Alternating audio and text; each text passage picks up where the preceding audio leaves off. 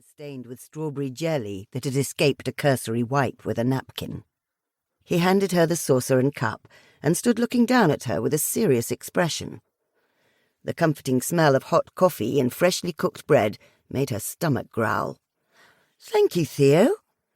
Elodie settled the cup and took a sip. "Maman says if you went out riding this morning in men's clothing, she's going to beat you," Theo said gravely. "Can I watch?" "Don't be silly. You know Maman would never do that," Elodie chided him.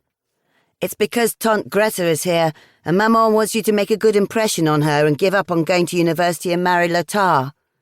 Theo did not pause for a breath. Elodie chewed on the roll to keep rude words from tumbling out. Elodie had gone to convent school, learning the art of running a proper Catholic household. At 15, she had gone on to the girls' lycée, which was an extension of the convent, focused on turning out good homemakers. A year ago, at 18, she had graduated. Her parents had sent her on a modest tour with an Englishwoman, and then the bargaining had begun. Isabeau wished her daughter to marry by 20. The daughter wished to attend university first. There were too many interesting things to do and see out in the world beyond the farm gates. Her father had listened gravely, and after 6 months of pleading, he had handed down his decision. Elodie could attend 1 year of university. She would then return and marry after she reached 21. As with all Solomonic decisions, it left neither party completely happy nor completely injured. "I'm not going to marry Lothar," Elodie said finally. "Not now or ever." Theo sat down beside her. "I should hope not. He's chiant," Theo stated. Elodie giggled at her little brother, recognizing that Lothar was dull. "And you didn't seem to enjoy kissing him last summer," Theo went on, with a hint of mischief in his eyes. "Theodore?" Elodie gasped.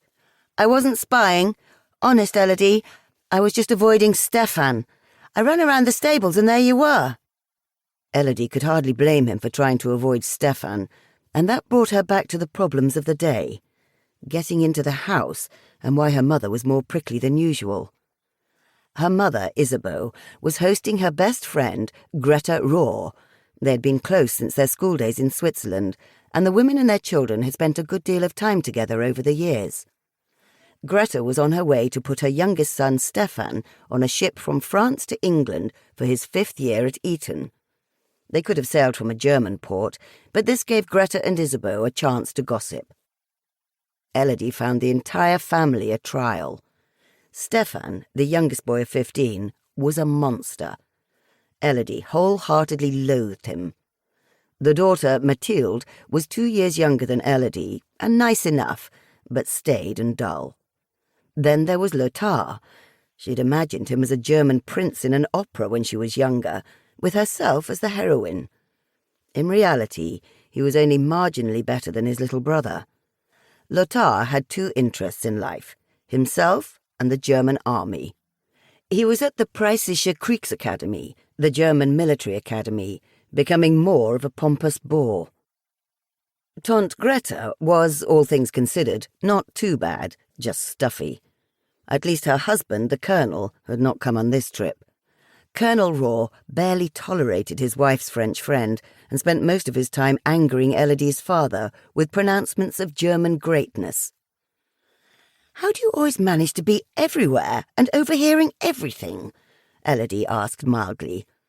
Theo's face took on such a look of mischief that Elodie laughed. "I'm going to miss you when you leave for university." He changed the subject. "I'll miss you too, mon vilain, but I will be home for holidays. Bring me something good." "I will." Elodie drained her coffee cup and climbed to her feet. "Go see if I can make it through the kitchen without Maman seeing me." Perhaps sensitive to his children's feelings about the guests, Elodie's father woke them very early the next morning, a clear and beautiful Saturday.